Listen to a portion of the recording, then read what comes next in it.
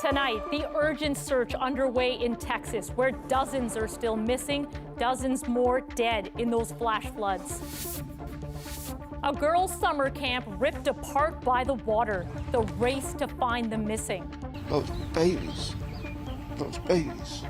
Plus, the search for accountability. What warnings were sent and when? Was any emergency alert given out on the 4th? A community desperate for answers nearly 2 weeks after a suspected animal attack left a little girl in hospital. Like the police say, parents, keep your children indoors.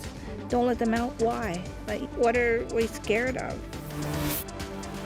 And why are so many homes sitting unsold in some of Canada's biggest cities? It does surprise me. I thought we were, gonna have an offer by now. From CBC News, this is The National with Christine Barak. Thanks for joining us. Ian is away. The scale of the destruction and heartache in Central Texas is becoming clearer tonight as more victims of Friday's devastating flash floods are recovered, and the search for those still missing stretches on. Rescue crews and frantic loved ones are sifting through debris, mud, and belongings, searching for signs of life. We know at least 79 people have died, many of them children, and more than 40 people are known to still be missing. The disaster zone is located here in Central Texas, along the banks of the Guadalupe River, northwest of San Antonio. Much of the devastation centered on Kerr County. That's where Camp Mystic sits, along the river's South Fork. Torrential rains caused the river to rise, swamping the children's camp, turning their outdoor adventure into a nightmare. Sam Sanson shows us the desperate search efforts now underway by families. As search and rescue crews work from the air and the ground to find the missing, families do their own digging at Camp Mystic. This father sorts through every piece of debris for signs of his missing 8-year-old daughter. We're looking for places that they're gonna potentially be alive. The summer camp is in ruins after flash flooding early Friday morning. Some campers are still missing, while others are confirmed casualties. They are among more than 24 children who have died, including these girls, all under 14, whose families reportedly confirmed their deaths to American news networks. It was nothing short of horrific to see what those young children went through, and we will remain 100% dedicated, searching for every single one of the children who were at Camp Mystic, as well as anybody else in the entire riverbed. Torrential rain caused the Guadalupe River to rise fast, in some places by nearly 8 meters in under an hour. Officials say more than 850 people were rescued, but dozens are still missing. Over the weekend, this man searched for his daughter and her friends, not heard from since Friday. The place where all the survivors are brought, and we were hoping that we would hear our daughter and friends' names called, but they never did call. So we said, this morning we're going to come out and try to find them ourselves. They're getting help from others, moved by the horror of it all. Those babies. If it was my babies, I'd want somebody looking, so that's why I'm here. Was any emergency alert given out on the 4th? Reporters now work to get answers on how this storm became so deadly. Locals say there wasn't enough of an urgent heads up on the extreme flooding and wonder if the death toll could have been lower. This tragedy comes months after U.S. President Donald Trump severely cut national agencies that monitor and warn of dangerous weather. But on Sunday, Trump confirmed that he would send federal help to the worst affected county. And Sam, the worrying weather is not over yet? No, in fact, the governor for Texas said recovery crews were mainly focused in Kerr County, where that camp is, but because it was the worst hit. Now, though, they are expanding focus to more of central Texas because there are more potentially damaging storms on their way over the next 48 hours. Thanks for this, Sam. Sam Sampson in Washington. As Sam just touched on, there are many questions tonight about why so many people were caught up in these floods. Alexander Silberman takes a look at what made the area so vulnerable and the calls for accountability. An intense torrential downpour in Texas Hill Country dumped 4 months worth of rain in hours. This video shows the surging wave of water that rushed down the Guadalupe River. When we have a severe event of this nature, it is never just one factor. Scientists say a cluster of thunderstorms lingered in the region. Drought made hard soils less able to absorb water and also created heat, fuel for the storms. This is like a 1-2 punch that any large system looks for in terms of high moisture and high temperature. The National Weather Service issued a series of flash flood warnings and emergencies in the early hours of Friday, but officials are facing tough questions about why people near the river weren't evacuated. There was an inability to know precisely where that wet rain was going to fall and how much was going to fall. This part of the state is known as Flash Flood Alley, and some officials are questioning if so-called warning fatigue kept people from leaving home. There are also concerns the National Weather Service was understaffed after cuts by the Trump administration. If you don't have the people and the observational capabilities and you can't fly the planes or the satellites are not giving you the data, you're going to suffer. In the aftermath, there are lessons for other flood risk areas, including in Canada, according to this expert. Right now, on average, for major urban centers across the country, flood risk maps tend to be about 20 to 25 years out of date. We've got to bring them up to date so we know where water is going to go when the big storms hit. Experts say AI models of flood zones could also help plan evacuations and save lives. Alexander Silberman, CBC News, Regina. There is widespread flooding in parts of North Carolina as Tropical Depression Chantal continues to move inland. Chantal made landfall this morning in South Carolina as a tropical storm. While it is now weakened, it is still packing a punch. The storm also downed power lines and trees. Chantal is the first named storm of the Atlantic hurricane season to hit the United States. U.S. President Donald Trump will host Israeli Prime Minister Benjamin Netanyahu at the White House Monday. This comes as Trump pushes for an end to the war in Gaza. Tom Perry sets up a high-stakes meeting that will be watched closely around the world. In Gaza City, people claw through the rubble of a residential building leveled by an Israeli strike with deadly effect. The strikes now are just like the ones at the start of the war, says Mohammed Asawale. Don't tell me about a truce. The push to end this war has been slow and fitful, but may be gaining momentum.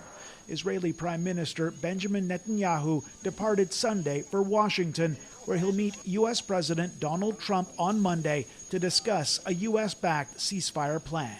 I think it's tragic, the tragic reality of the world, that the savior of Israel is Donald Trump. Gershon Baskin has worked on negotiations with Hamas for almost 2 decades. He has no doubt it's Trump who will decide what comes next in Gaza. The big question is, has Trump made a decision to bring this war in Gaza to an end?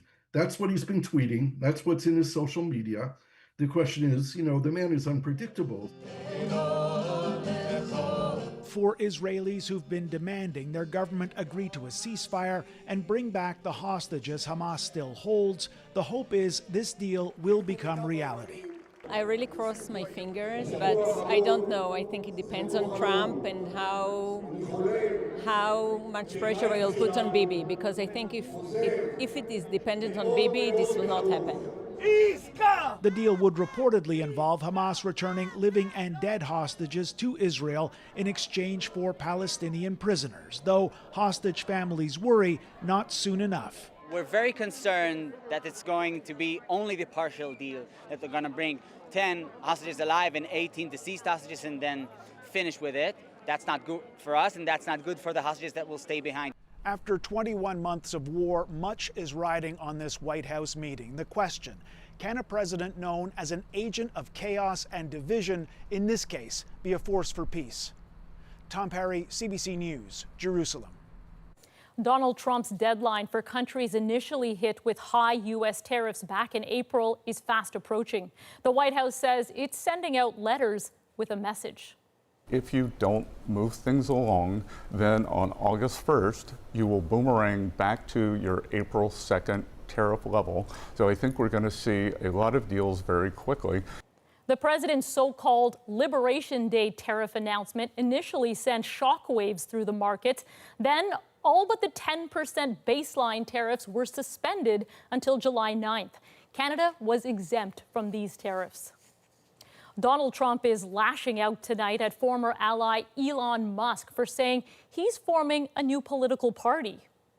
I think it's ridiculous to start a third party. We have a tremendous success with the Republican Party.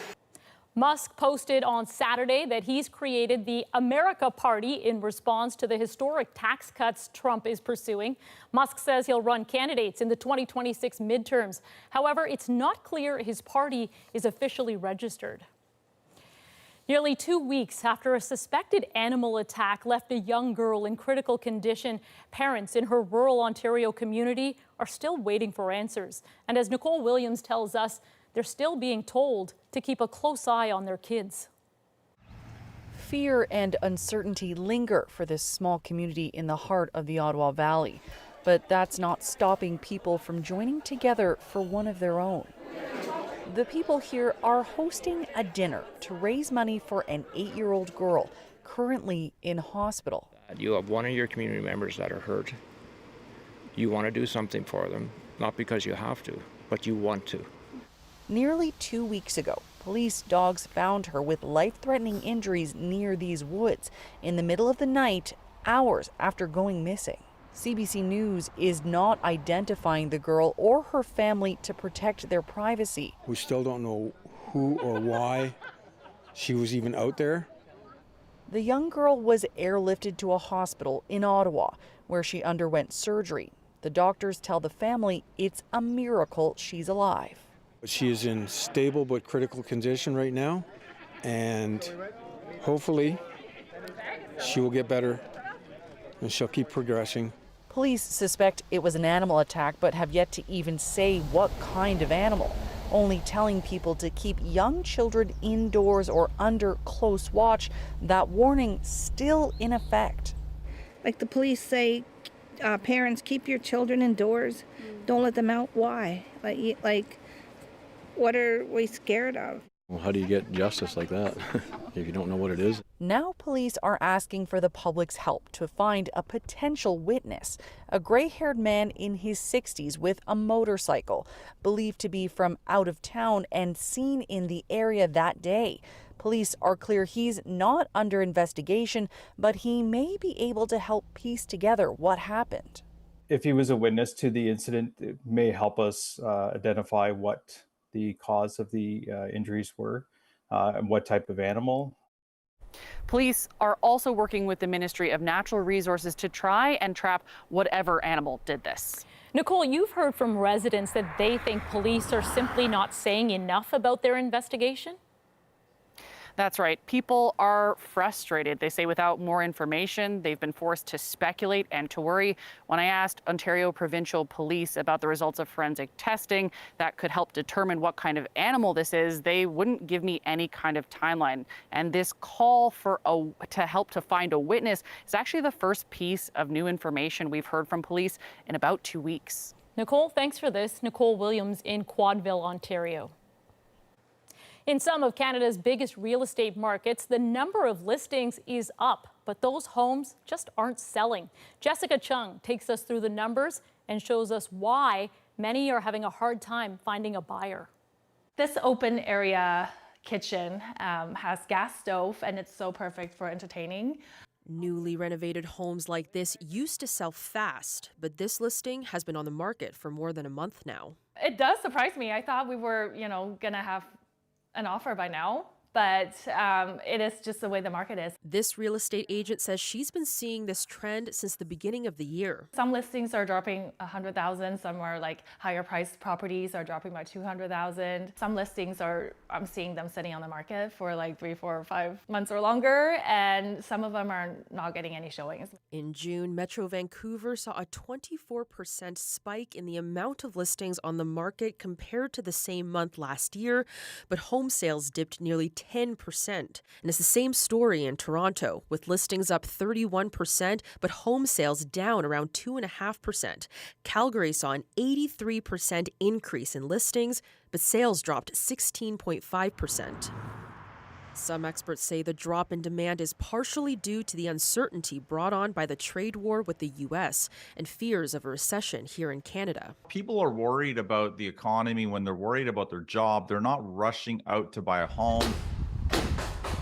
Interest rates are another factor contributing to the slowdown. I think we need to remember that we're looking at very high interest rates still. So sure, they've come down a little bit, and those are still twice as high as what we had a couple of years ago. For buyers looking for the possibility of another interest rate hike, the central bank will make its next announcement at the end of the month. Jessica Chung, CBC News, Vancouver. A major milestone tonight for the Dalai Lama. The spiritual leader is now 90 years old. He marked the occasion alongside thousands in northern India, where he lives in exile. Our South Asia correspondent Salima Shivji is there. A birthday weekend full of celebration, the crowds in the thousands. The Dalai Lama, 90 years old, and yet still walking into his temple with a smile on his face, defiant in the face of a brewing battle with China over his reincarnation. For many here, there's joy. It's real happiness. It's real happiness for my soul. As devotees pray for the spiritual leader's life to last much longer. Kando Sering left her homeland as a young girl in 1959, the same year the Dalai Lama fled after a failed uprising as China tightened its grip on Tibet. He then established a base in India for thousands of exiled Tibetans. I do worry about China's power, she says, but what can I do about it? China directly governs Tibet, which it designates as an autonomous region. That uncertainty ripples through the crowd, the fear that Beijing, after years of trying to crush the Tibetan movement for more freedom, will now try to crush the Dalai Lama's instructions for how he will be reborn. He says after he's reincarnated, only his inner circle can identify his successor. China begs to differ. Its government will approve the next Dalai Lama, Beijing insists. That all but guarantees there will be two rival Dalai Lamas and competing narratives. Tibet's government in exile is gearing up for the battle against China's powers of persuasion, already working on convincing several countries to stand up and firmly say it's up to the Dalai Lama and his inner circle of monks to choose his successor without interference. But the head of Tibet's government in exile also knows there are limits. We can reach out only to free world, not to authoritarian regimes, and not even to Africa and Latin America and the global South countries, because they're all so dependent on China economically. But for this devoted crowd, the question is already settled.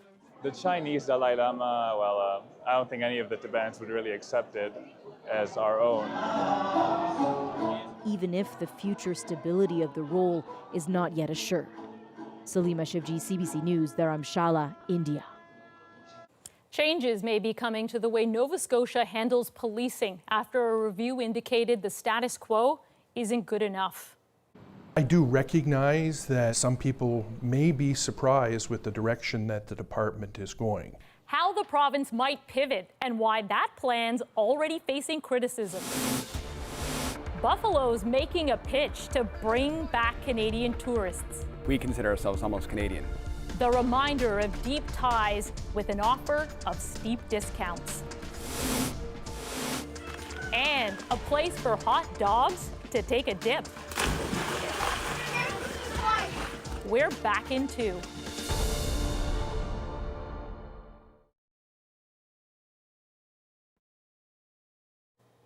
The RCMP says it's ready to take on a bigger role in Nova Scotia after the province said it was considering the move. But as Shayna Luck tells us, this comes after the failures of the RCMP during the worst mass shooting in modern Canadian history. The way Nova Scotia does policing isn't sufficient. That's the conclusion of the Provincial Justice Department after an outside company's review. It gathered feedback from 7,000 citizens and concluded the RCMP deserve a bigger role. I do recognize that some people may be surprised with the direction that the department is going. Surprised because of the conclusions of the public inquiry into how a gunman dressed as an RCMP officer was able to kill 22 people across the province. In 2023, it concluded there were deep issues within the RCMP. The RCMP acknowledged trust in the force was deeply damaged, but they say they've improved their public alert system and made additions to the emergency response team. They've done practice runs to get better and faster, and they're talking with police chiefs across the country about the Mass Casualty Commission's recommendations. And we are always searching and trying to develop trust of Nova Scotians by doing excellent police work, and that'll be really the judge of how we're being judged. The province's review concluded services aren't consistent. Coverage and response times aren't good enough, especially in rural areas. The department says municipalities that have their own police forces will need to meet a set of standards or switch to the RCMP. Nova Scotians have told us that the current model of policing is not working. Not everyone agrees the RCMP are the right way to go. One opposition party suggested it would be better to create a provincial police force. I think that there are culture issues within the RCMP that wasn't talked about. The RCMP already cover more than 80% of the province. The Justice Minister says this is the best way forward. The RCMP don't think there will be a problem getting people to do the job. They say they've already brought in more than 110 new recruits within the last year.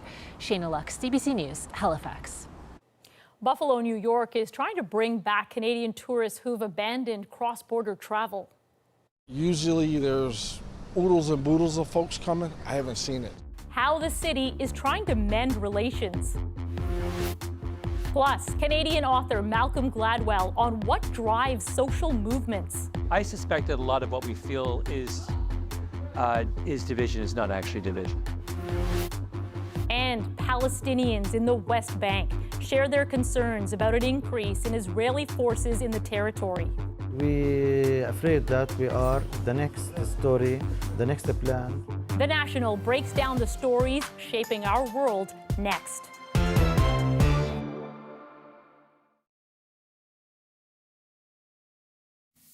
Oh man, you can see the horses they put in today. They're the strong ones. Some of the world's top rodeo competitors showing off their skills at the Calgary Stampede. The 10-day festivities, dubbed the greatest outdoor show on earth, began Friday. Yesterday, it was the Prime Minister's turn to make breakfast, and he found out flipping that perfect pancake may not be so easy. Well, as Canadians chose not to travel to the U.S. this summer, there's a big campaign to win back their business. Thomas Daig traveled to Buffalo, New York, where many are pushing back against Trump's policies with the hope that Canadians will return. Steering through both U.S. and Canadian waters, this Buffalo, New York tour boat shows visitors how the city's intertwined with its neighbor, Ontario. We consider ourselves almost Canadian, because when I travel, they say, where are you from? Buffalo, New York. Oh, by Manhattan? Like, no, we're pretty much Canada. Buffalo Harbor Cruises is giving Canadians 30% off all summer. So is the Buffalo Bison's baseball team. All in a region where Canadians were known in the past to spend more than $2 billion US a year. Up to 40% of tourists here typically come from the Greater Toronto area. Now local businesses are trying to lure back visitors upset about the U.S. president's rhetoric about Canada. U.S. border data shows a 24% drop year over year in travelers crossing into Western New York. I think it's really insulting that our president even suggests that you would be a state. Usually there's oodles and boodles of folks coming. I haven't seen it. The tourism office is even paying for this billboard ad, telling drivers in Toronto, Buffalo loves Canada. A long-running campaign they pulled back from in the winter when Donald Trump threatened punishing tariffs. What were the messages you were getting back in February? Yeah, it was very negative. And so it was, Canadians are very kind at the same time, but it's like, we love you, Buffalo, but we'll see you in 4 years after the Trump administration is over with. Border crossings here never fully recovered since COVID hit. A sustained drop especially felt now, even at this children's museum. The traffic's not there. It is really tough and difficult to kind of see just kind of where the relationship is right now. The city's banking on Canadians returning someday, whether for a boat tour or just a visit. Thomas Dagg, CBC News, Buffalo, New York. Now let's break down the news shaping our world. Canadian author Malcolm Gladwell takes a second jab at the theory that launched his breakout book. You have to admit that you don't know everything there is to know about a subject. His motivation for writing Revenge of the Tipping Point. But first, we're afraid that we are the next story, the next plan. Palestinians fear Israel is preparing to annex the occupied West Bank. This policy of suffocation of apartheid is documented in 2025. CBC News senior international correspondent Margaret Evans went inside the territory to hear directly from Palestinians, now concerned what's happening in Gaza could eventually happen to them. An evisceration. This is the Israeli military at work in the Jenin refugee camp in the occupied West Bank. Out of sight, save for glimpses of the mechanical excavators scraping out the innards, leaving behind great puffs of smoke like dragons. The Israeli military, or IDF, says it is destroying Palestinian terrorist networks and infrastructure that have burrowed into the camp's narrow streets for decades. Residents say there are no more militants left. Either arrested or either killed. So I think it is, there is no use to surround the hospital. Wissam Bakr is the director of the Jenin Governmental Hospital just outside the camp. Battle-scarred by proximity and hemmed in by the IDF's months-long presence. They're planning, as we hear, to destroy many houses and to open a street to facilitate for them in the future, in any movement, in any military operation. Israeli incursions into Jenin have been a regular feature of the occupation, known for many years as a stronghold for armed Palestinian resistance. This time, the army seems here to stay. Israeli troops entered the camp in January, displacing thousands of civilians. This was what the Defense Minister Israel Katz had to say. The Jenin refugee camp will not return to what it was. The IDF forces will remain in the camp to make sure that terrorism does not return. Since then, the army has blocked off all entrances to the camp. Try to catch a glimpse inside, and you risk getting shot at. That's what happened in May, when a delegation of foreign diplomats paused by a blocked entrance. The IDF called them warning shots. So the refugee camp is just up the road behind me, and this is about as far as we can go. No one is allowed in, not even the people who have been displaced, to pick up their belongings. The camp's residents, an estimated 30,000 according to the UN, are now scattered. Nazmi Torokman is the patriarch of a family of 25, staying in a university dorm about 10 kilometers from Jenin, longing only for a way back to the camp. Even if these homes are destroyed, we'll sit on the rocks, the sand. A former resistance fighter, Torokman believes Israel is trying to erase the symbolism of the camps, created after Palestinians fled or were expelled from their homes in what became Israel in 1948. Everyone in the camps is basically at a waiting station for the return to their lands. There are similar Israeli army operations underway in other refugee camps, leaving many Palestinians across the West Bank worried that Israel is about to formally annex it. Its physical shape is already in a state of motion, altered by Israel's decades-old settlements project, illegal under international law, but still expanding. Palestinians say the occupation's imprint is deepening even further, with hundreds of barriers or checkpoints now stretching across the occupied territories. Dr. Dalal Irakat teaches international diplomacy in Ramallah. Students don't reach their classrooms. Doctors don't reach the hospitals to give treatments to patients, let alone the patients who die on checkpoints waiting for 3 or 4 hours. So this policy of segregation, this policy of suffocation, of apartheid is documented in 2025. Especially new, the arrival of iron barricades like this one in the village of Sinjil, north of Ramallah. Residents afraid to speak to us on camera for fear of repercussions by Israeli soldiers. They want to choke us.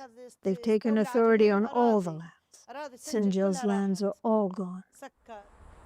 The gate was put up last October, and a few months ago, she says, the IDF also installed a fence, cutting farmers off from their fields.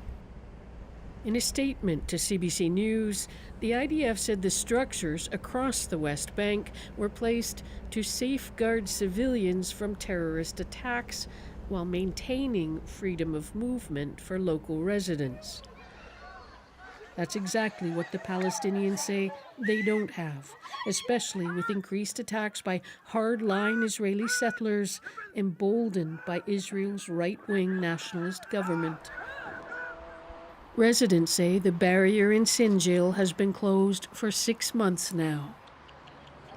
Not to mention the ones in Jenin. Ominous clouds for the future, according to Dr. Baker, back at the hospital. This radical government in Israel, they focus on the West Bank, and we're afraid that we are the next story, the next plan. For many, a story already begun. As Margaret outlined, settlements are ramping up in the West Bank, and just last week, 15 Israeli cabinet ministers signed a petition urging Prime Minister Benjamin Netanyahu to formally annex the territory by the end of the month. Netanyahu did not respond publicly.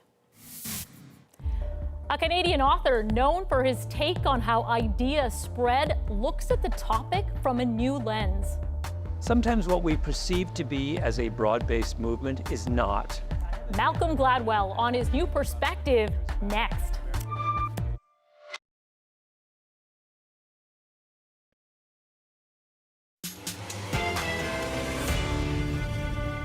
"25 years after releasing Tipping Point, Canadian author Malcolm Gladwell is back with a new take. I devote a very angry chapter to that in my book. That new book digging deeper into how ideas can spread throughout society.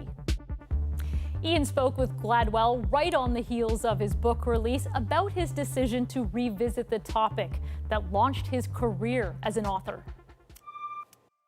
My first book, 25 years ago, is called The Tipping Point, and it was about the idea that the best way to understand how ideas and behaviors spread through a population was to use the metaphor of the epidemic.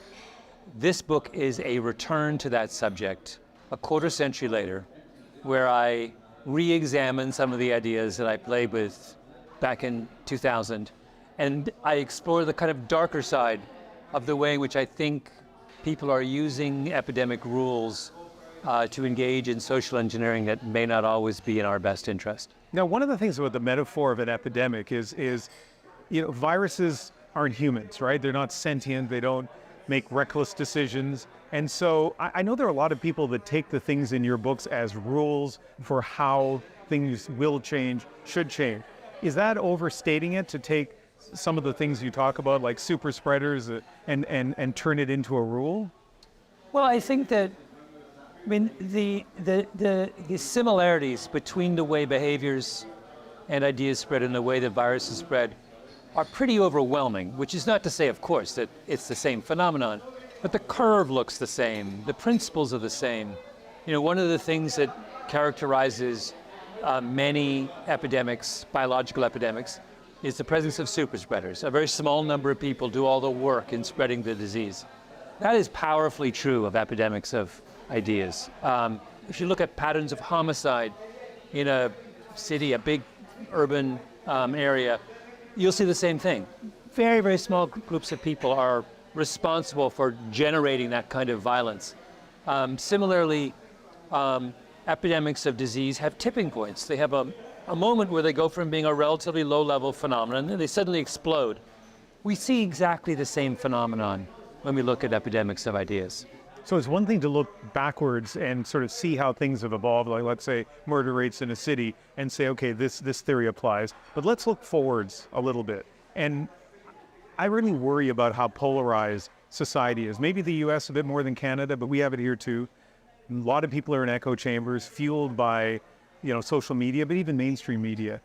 Based on what you've observed in the world and the rules and the guidelines of how things change, how can we create a less polarized, less angry society? There was some really fascinating analysis done during COVID of all of the anti-vaccine, that movement. There were 3 sources for something like 70% of the anti-vax information online. That tells us that sometimes what we perceive to be as a broad-based movement is not. It is a movement that's being fueled by a very small number of people who have managed to amplify their voice. And I think that helps us to put what looks like division into some perspective. I suspect that a lot of what we feel is division is not actually division. One of my sons who tells me not to respond to tweets about COVID will be very happy to hear. I think his analysis is very similar to your analysis. Yes. You have a couple of very young kids. I do. I don't know, we don't know what they're going to do after high school, but I'm kind of guessing they're not going to go to Harvard. No, I have a bee in my bonnet, and I've had a bee in my bonnet for many years about American elite education. As a product of the University of Toronto, I think of, I mean, I'm only half joking, that is the paradigmatic elite university. It's big, right? It's really, really good at what it does, and so it believes it has a responsibility to educate as many students as possible. In America, the elite universities distinguish themselves by how many students they turn away. They compete on a number, which is the percent of applications they accept, and the lower that number, the better off you are, which is the craziest thing I've ever heard of. You know, there is similarly in the United States, these elite schools hoard enormous sums of money. Harvard has 10,000 students and $46 billion in the bank. That's insane, right? And so I've been so kind of obsessed by these 2 things, that these schools are too small and they are too rich. And so in Revenge of the Tipping Point, I have a chapter where I describe how one of the means by which Harvard perpetuates itself is to engage in a kind of affirmative action for rich people. And they use sports, varsity sports, country club sports, as a way to keep lots of rich kids in their student population. Yeah, it's fascinating because it seems to empirically be the case, but I don't hear a lot of Americans who are outraged by that kind of affirmative action. Yeah, so what they do is, you know, the controversial kind of affirmative action in America was where you would give an admissions break to someone who came from a historically disadvantaged community. So that was hugely controversial. At the same time, though, very quietly, schools like Harvard have an identical program, only this is for students who happen to be gifted in sports like rowing, fencing, sailing, tennis. You know, I see the pattern. You see the pattern, right? They would give these massive breaks at admission to students who engage in these kind of country club sports. And for some reason, this second kind of affirmative action is not even remotely controversial. So the affirmative action for poor kids was so controversial, it went all the way to the Supreme Court, and the Supreme Court threw it out. Affirmative action for rich kids who like sail and row was so uncontroversial that no one says a word about it. Until now. I devote a very angry chapter to that in my book. Back in 2016, you did an interview for this program, The National. Wendy Mesley was the interviewer, and the presidential campaign was going on, but the vote hadn't happened yet. And one of the things you said to Wendy was that if Trump were elected president, he would be in jail within a year. I know. It's like, few predictions have been as wrong as that. But let me ask you this. What is it, do you think, about Donald Trump that defies prediction, especially for somebody like you who studies human nature? You know, I wish I had a good explanation for that. All I will say is that the last 8 years in American politics have been an education for anyone who is interested in politics. The world, and America specifically, has taken twists and turns I would never have anticipated. I don't know. One of the things that is most striking, that many people have made this observation, is that for the first time we have a gender divide around. We're used to class divides on which party people vote for, or regional divides. We're getting a gender divide where young men have moved sharply to the right and young women have moved sharply to the left. And I don't know whether anyone anticipated that. And that is a new way to sort people's ideological preferences. And I suspect our political systems are unprepared for a world that's so sharply divided along those lines. I want to end this interview on a personal note in terms of your life. Again, I'm struck by, on the one hand, you write about such big things, major shifts in society, but I also think you're somebody who's been very much influenced by your parents, in a very micro way. So tell me about that. In what way have they shaped the person you are in 2024? Well, you and I have something in common. You have two parents. You have two parents in the West Indies. Yeah. I have one. Yeah. But we were immigrants to Canada in the early 1970s. My dad was English. My mom's Jamaican, which makes there's nothing more Canadian than coming from a Commonwealth country to Canada in the 1970s. So in that sense, I regard myself as a paradigmatic Canadian. My father was a mathematician at the University of Waterloo. My mother was a writer and a family therapist. So, you know, the real simple way to understand my writing and my approach is this is what happens when you have a father who is deeply analytical and a mother who is, you know, deeply curious about how human beings and the way they work. I'm what happens when you mash that up. Your mother is still living. She is, very much. Your father, unfortunately, has passed, but you wrote a tribute to him, an obituary, and you talked about how he only felt that he was an expert in three things, but beyond that was curious about how other people, you know, saw the world. And I feel that is kind of maybe describes you a little bit. My father was, the exact phrase was, he was an expert in three things: mathematics, the Bible, and gardening. On everything else, he was open to suggestion. There you go. And he established a powerful model for me growing up of someone who was deeply curious about the world. And a necessary part of curiosity is humility. You have to admit that you don't know everything there is to know about a subject. And I have tried to stay intellectually humble throughout my career to maintain my curiosity. I always feel like there's someone out there who can teach me something new about a subject. Well, 25 years ago, you burst on the scene in a big way, and people are still talking about the tipping point and now the revenge at the tipping point. So it's been a real pleasure to sit down and speak with you. Thank you, Ian. Since that interview with Ian, Gladwell's sequel, Revenge of the Tipping Point, became a Canadian bestseller. Up next, helping dogs beat the heat. Sometimes it can be chaotic, but I mean, it looks like fun. The pool that's just for pets in our moment.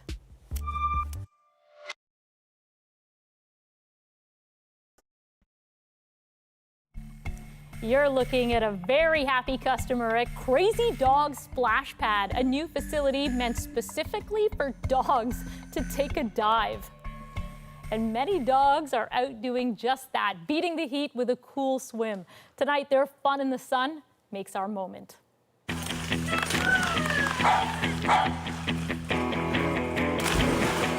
I created this pool. It's Crazy Dog Splash Pad. It's just for dogs. It's a 21 by 33 foot saltwater pool with a 30-foot dock on it. I thought what better way to get that for my boy than to have it on my property and make a business out of it and pay for it at the same time. I love it. Today I was in there and seeing the dogs, like the new ones too, that are just like, they take right to it. Sometimes it can be chaotic, but I mean, it looks like fun. It depends on how confident they are and how long it takes them to build that confidence up. You can tell a water dog, when you see the water dog, it's like they know. They're like, yep, this is my thing. There's a lot of camaraderie there, good friends, hanging out, doing stuff with their dogs, right? And it's really good exercise too, right? It's easy on the joints. It just makes me happy. Boy, do they look like they're having a great time. Today, we're told about 37 dogs were out diving in. And just to be clear, they don't all jump in at the same time. That would be chaos. They take turns, of course. What a great idea. From all of us here at The National, thank you for being with us. You can watch anywhere, anytime on the free CBC News app and subscribe to The National's YouTube channel. I'm Christine Birak. Take care.